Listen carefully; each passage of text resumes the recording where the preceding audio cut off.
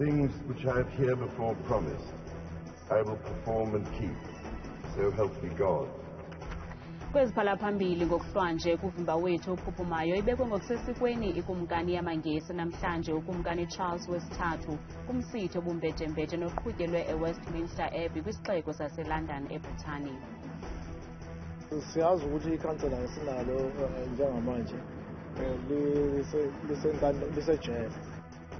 Ayavutha ngumsindo amaqela aphikisayo kwisixeko sase Thekwini KwaZulu Natal njengoko uceba kaWard 101 umnumzana Mzi Ngiba sele echithe unyaka efumana umvuzo wakhe esentolongweni.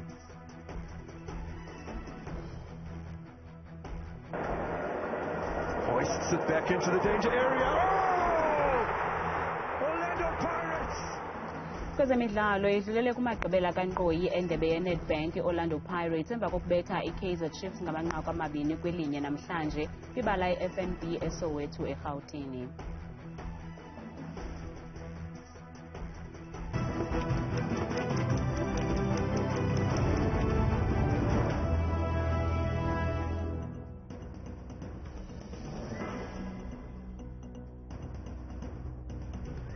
Sinibulisa emakhaya ngalomgqibelo kuluvuyo olukhulu kuba nani andambi ndodwa ndihamba nogxa wam uphumza sikhumba noyitoliki yethu yolwimi lwezandla. Libekwe njengeKumkani yamaNgesi izibulo lomfi ukumkanikazi Elizabeth II uCumkani Charles itheko lokubekwa kwakhe liqhutyelwe eWestminster Abbey eLondon eBritani namhlanje. Kumkani Charles ungena ezihlangwini zikamama wakho ngasekhoyo uQueen Elizabeth njengekumkani 40 ukuhlala kwesi sikhundla. Imvumiyeli yomculo we-opera uPriti Yende wandlalele itheko lokubekwa kweKumkani yamaNgesi eLondon eUnited Kingdom namhlanje. Ubethe ngomzulili wengoma etsho ngelo lizwi lipholileyo lesoprano.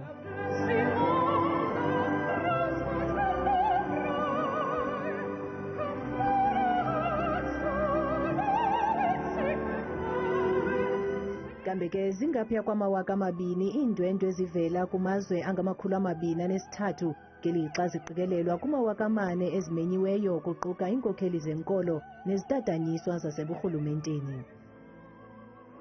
Sekuphele inyanga ezisibhozo ngoku ikumkanikazi Queen Elizabeth II walala kobandayo eshiya umsantsa kwisihlalo sobukhosi baseLondon. Unyana wakhe ulizibulo ke uCumkani Charles III ungene kwezo zihlangu namhlanje njengoko ibekwe njengeKumkani yamaNgesi kwitheko eliqhutyelwe Westminster Abbey. uCumkani Charles wazalwa ngomhla we-14 kuNovemba ngomnyaka ka-1948 yaye ngowama-40 ukuhlala kwesi sikhundla ukusukela ngonyaka ka-1066. Ngentsimbi ye-11 kusasa namhlanje singenile sisibini eWestminster Abbey sihamba ngohlobo lwenqwelo etsalwa ngamahashe ebizwa ngeDiamond Jubilee State Coach eyokhiwa ngokukhethekileyo ngo-2012 eAustralia ukuphawula 60 eminyaka olawulo lomfi ikumkanikazi Queen Elizabeth II. Inikezelwe ebantwini ke ikumkani ngaphambi kokufungiswa kwayo ukuba iza kuyilandela yonke imithetho yelizwe neyenkonzo yaseNgilane ngexesha lolawulo lwayo. Ngenene ukumkani uzinikele watsho isithi uza kuzigcina izithembiso yaye uza kusebenza ngokuzimisela ngamaxa onke. All this I promise to do. The things which I have here before promised, I will perform and keep, so help me God. Emine maqanda ukumkani uthweswe isithsaba sakhe sobukhosi St Edward yavakala ke intsholo engqinayo ukuba ngenene le yikumkani.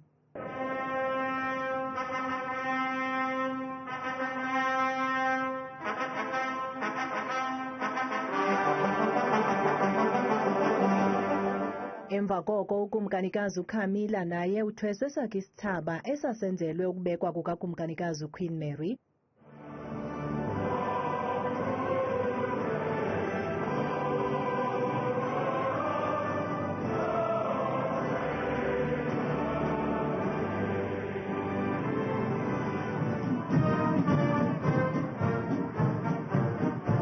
Emva kokubekwa kwabo baphindele kwibhodwe iBuckingham Palace.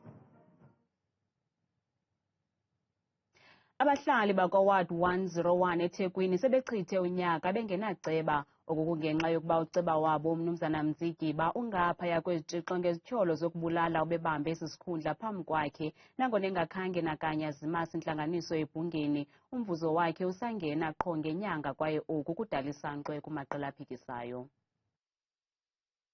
U-Ward 101 ufana nosana olungena nina. Sinenkinga kakhulu memla ngoba ever since kwahambe ikhansela kwenzeka lutho udoti njengoba ubona nje mhlambe kuyawenzeka bawuxoxa ubone sewugcwele futhi nabantu into engiyibukayo abazazi ney'nsuku udoti okhishwa ngazo bawukhipha every day udoti uhlala ukhishwa.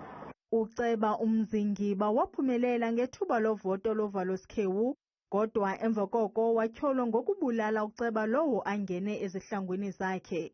Sithetha nje usasentolongweni. Into engingayisho nje siyazi ukuthi ikhansela sinalo njengamanje lisejele. Iyona challenge esinayo leyo ukuthi singajabula mase kuthiwa umasipala usheshisele sithole ikhansela. Nangona engasebenzi kodwa umvuzo wakhe usangena uphelele, nto leyo evusa umnyele wamaqela aphikisayo. What the speaker should do is to get a local opinion on how should he remove that council.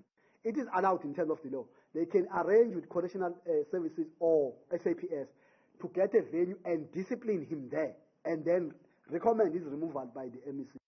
I'm not sure has he been found guilty and sentenced.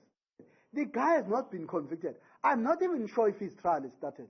Abahlali bathi bafuna unikezelo lwenkonzo olungcono.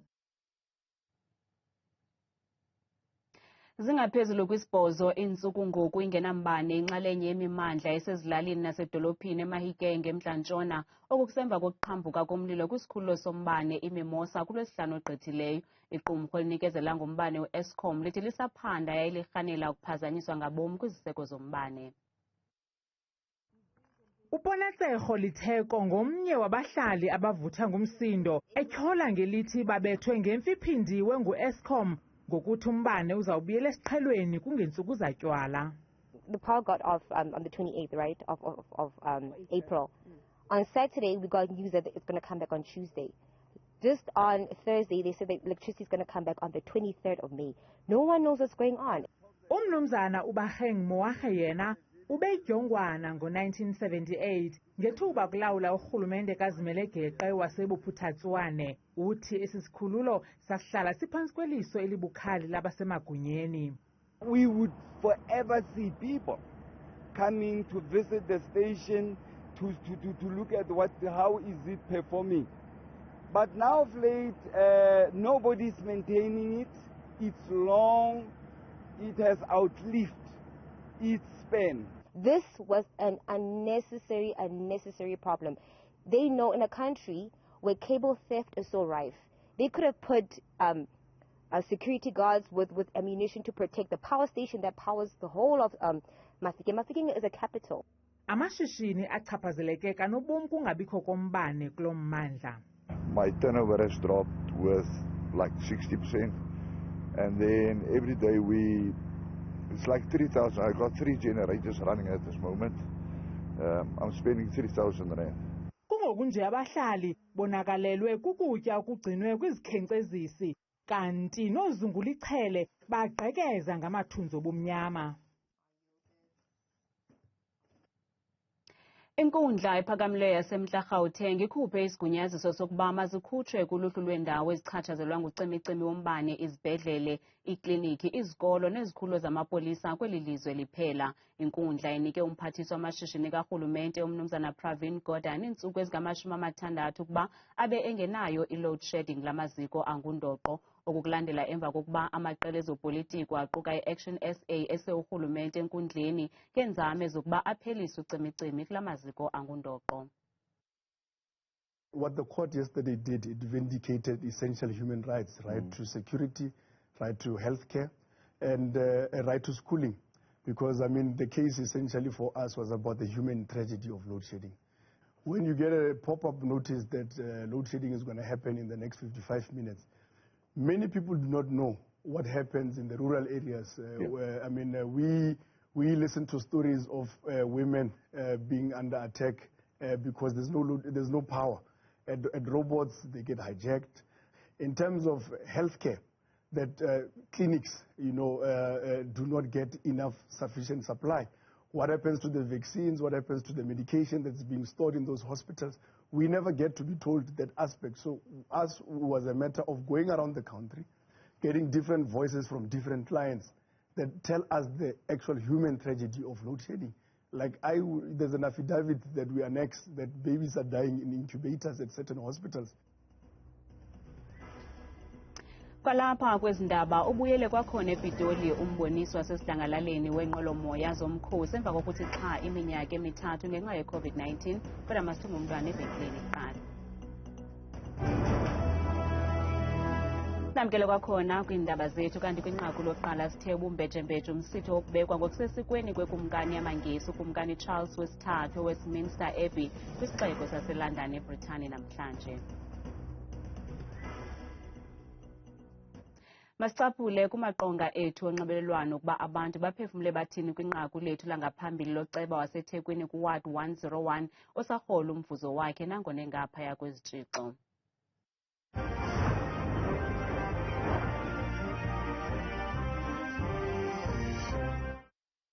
Mna ndisizela abahlali aba baseMayville neziphaluko abaKwaZulu Natal.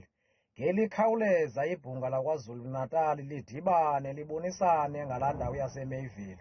Lo mkhwa wokuba abantu xa bathe banqunyanyiswa banikwe imali zabo, loo nto mna iyakhuthaza into yoba abantu benze icrime abeyazi umuntu uzawuqhubeka esamkela imali yakhe. Ngizwa ngisha ovalo uma bakhona iwadi efana nathi engenayo ikhansela engenayo uceba nathi nje sifana nabo thina ke sekunyaka wesibili lo. Andiva kakuhle kamandi tu lento yoba apeye imali kodwa usentilongweni.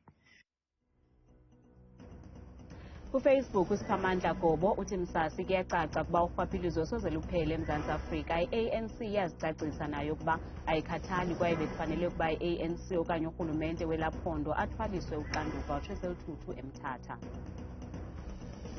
Lindo kuhle Lindo pheke ehlathini uthi ndingakutsho mna kukuba kumnandi eSouth Africa ngoba awukwazi urhola ube ungasaphangeli. Loo nto ibonisa nje mhlophe ukuba sisekude ekusiphuleni urhwaphilizo neengcambu kwaye ndiyathemba uluntu luzovota ngokuhlakanipha kulo nyulo luzayo. Umbulelo Dingani yena uthi naba bangaphandle kuyafana ngathi basejele ngoba abayi ebantwini barhola mahala. Kanti ungaphefumla kumaqonga ethu onxibelelwano ngokuthi usebenzise le nombolo yeWhatsApp nangu-071 670 2548. Umkhosi weli wezophapho ubambe umboniso ngeenjongo zokulondoloza inqwelomoya zomkhosi ndawoninye nokonwabisa uluntu eCenturion ePitoli kwiphondo iGauteng. Lo mboniso ukhe wathi xha kule minyaka mithathu igqithileyo ngenxa yokuqhambuka kwe-COVID-19. Le miboniso ayikokuzingca nje kuphela ngokulondoloza iinqwelomoya zomkhosi ezindala, koko kukunyusa ingxowa-mali kuba kufuneka zilungisiwe ezohambo ngomoya. These funds help restore and repair aeroplanes, keep our aircraft flying and preserve the static aeroplanes that we have for future generations. Warrant Officer Taylor uthi baneentlobo-ntlobo zeenqwelomoya, iinqwelontaka, yaye abantu baphume ngendlu kuza kuzibonela lo mboniso wasemajukujukwini. There's a wide variety of helicopters, fast jets and other types for everyone's tastes. So from the Air Force Museum side, we are very grateful for the very good support that we've seen today from the public. Abaququzeleli balo mnyhadala bathi basebenzisana necandelo likaloliwe ohamba ngesantya esiphezulu iGautrain. Partnership with Gautrain is very crucial for us in these activities. Just in terms of commonality, the Air Force is also having mobility in terms of moving goods and people. Gautrain also is a mover it's moving people. So there is the natural symbiotic relationship between ourselves. But also the exciting thing is about speed. We normally do the race between the helicopter and the Gautrain as actually an appetizer for the show. Isihloko salonyaka nje salomboniso sithi ukuntingela kumanqanaba aphezulu.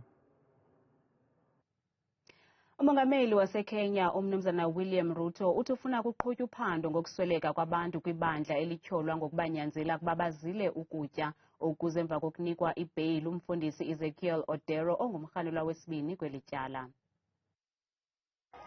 Inkokeli yebandla iNew Life Church umnumzana Ezekiel Odero ukhululwe ngebheyili inkundla yamatyala yaseKenya. Kambe ke amalungu elibandla ebedloba ukwamatakane egusha ngethuba ikhululwa inkokeli yawo. Umantyi udandalase ukuba umbuso woyisakele ukuthi thaca ubungqina obaneleyo bokugcina lo ka-Odero esiseleni. The state, despite having been given time to record written statements, has not provided information on the position now subsisting, whether those witnesses have recorded statements or not. Second, the argument that DNA sampling and testing is yet to be done cannot be a tenable reason. As I have stated above, it has not been demonstrated how the respondent will impede that exercise. Le nkokheli ityholwa ngokunyanzela abalandeli bebandla layo ukuba bazile ukutya ukuze balibone izulu de basweleka. Gqwetha lakhe umnumzana Cliff Ombeta uzikhabile izityholo zombuso ezibhekiswe ngaku-Odero. All they have done in this further affidavit is told you that they might want to charge the pastor with murder, depending on future DNA results being found. Ngelixa abalandeli bakhe bethe uzintsikelelo ebomini babo. Mimi ni mshirika wa New Life. Uzintsikelelo ebomini bethu bekungehli nobuthongo okoko abanjwayo. Besizile ukutya sithandaza de kwanamhlanje siyandonwabisa isigqibo senkundla. Kwa mwili. Lakini nimeshukuru sana kwa uamuzi wa court. Mongameli weli lizwe umnumzana William Ruto uthi kufuneka kuqhutywe uphando ngesisehlo. Siyabuya nezemidlalo emva kwevenkile.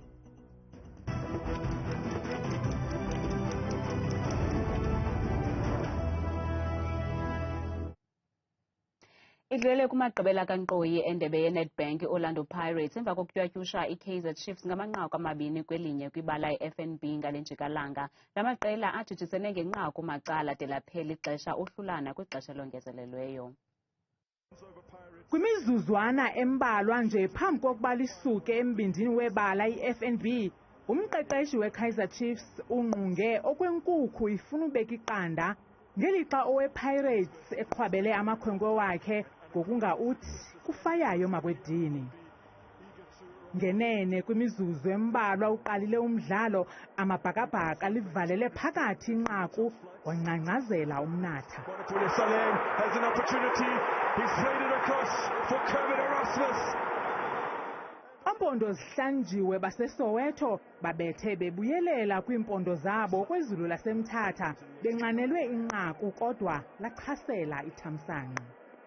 Kanye kwimizuzu engaphezudlwana kwama-20 phambi kokuba usompempe athi iphelile into ibithethwa, abafana bokuthula noxolo bathi singomakhonya baseSoweto Pirates ngenqaku lokulinganisa. Solomons to Marks. He's rolled it in.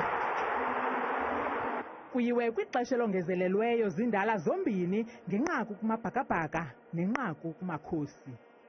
Phambi kwamakhulukhulu abathandi nabalandeli balamaqela litshone emini kubafana basephefeni ngethuba uphela lomdlalo belaliswa ngophotho zezimnyama ngenkani ngamanqaku 2 kwelinye. Hoists it back into the danger area.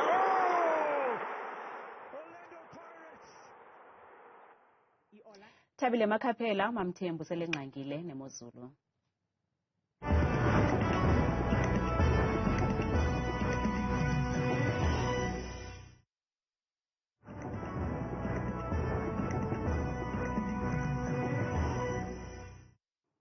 Nkosi kakhulu ke Madikela apho ezindabeni ndiyabulisa kwemizonzulu ekhaya ndikwamkela kaloku apha edesikeni yemozulu. Igama lam ke ndikuthabile uMamvela siqhudeni ungoza ndiwonke amakhaphela bethunana nantsi ke imozulu. siyayivula mzontsudu ke lapho laphaya ke empuma koloni mount eziphunzana emdantsane ngamashumi amabini abe nanye okusibekela kwezulu nje phansi yonke imini ngomso nasegqibeka lo meko isenjalo ngamathonsi emvula ngo-19 degrees. Sabule ngamajonge phaya eFree State eBloemfontein ngamashumi nesithoba lezikhukhula zemvula kakhulu kusukela ekuseni emva kwemini nangorhatya nangomso loo meko kuyafana phaya koSasolburg neziphaluka ngo-21 degrees naye eqhutywa ngamathonsi ezamvula kanti eRhawutini eJohannesburg ethembisa ku-22 degrees naye ke mbukelo wam zezontshizane zemvula kwasekuseni ngomso ibe njalo ke le meko naphaya eVereeniging ngo-21 degrees naye ke usibekele kakhulu nje emini ngomso.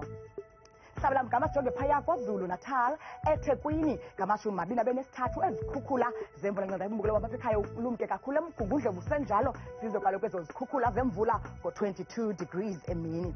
Kanti yona imeko phaya eLimpopo ePhalaburwa ngamashumi mathathu abe nanye kuzolo nje kamandi phaya ekuseni ngomso kanti imeko yona iyafana naphaya koPulukwane ku-28 degrees ngamafu njangephi phaya emini ngomso. Jonge mbukelo amaphekaya phaya empumalanga embombela ngamashumi amabini abe nesithoba amathontsana njangepha ngo-2 wezamvula phaya emini ngomso kanti phakho sekunda kuhle kakhulu ngo-24 degrees naye ke ukhatshwa ke phofu zezantshizane zemvula. Kanti yona imeko phaya eNorthwest eMahikeng ngamashumi amabini abe nesihlanu ngamathontsana njangephi phaya emvula emini ngomso kube njalo ke emzontsundu naphaya eRustenburg ngo-27 degrees naye usibekele kakhulu phaa ngorhatya lwangomso.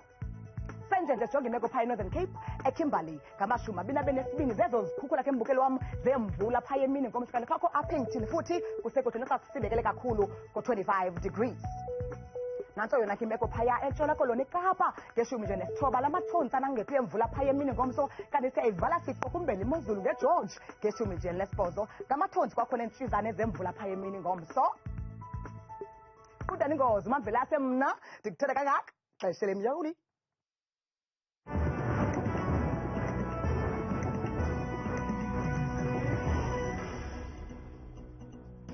Mawethu ngomso zizindaba zethu ngolwimi lwesiZulu kamnandi.